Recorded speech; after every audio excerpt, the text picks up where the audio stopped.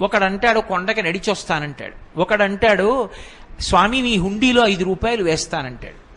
ఇప్పుడు వీటిని మొక్కులు అంటారు. మొక్కు అన్న మాట మీరు జాగ్రత్తగా గమనించాలి. వెంకటేశ్వర స్వామి వారి హృదయం ప్రకారం అయితే వ్యాపారము కాదు. అది పాపము వలన దుఃఖం వస్తోందని వాడు తెలుసుకోవాలి. తెలుసుకుని పిలిచావు పరమేశ్వరుణ్ణి, ఆయన ఏం చేస్తాడు?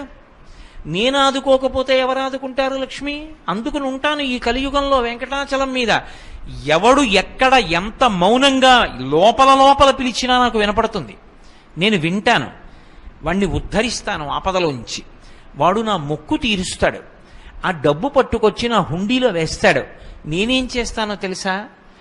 పరమధర్మాత్ముడు నన్ను చూడకుండా ఉండలేక, నాన్నగారిని చూడకుండా ఉండలేక వచ్చినటువంటి కొడుకులా, నన్ను చూడకుండా ఉండలేక వచ్చినటువంటి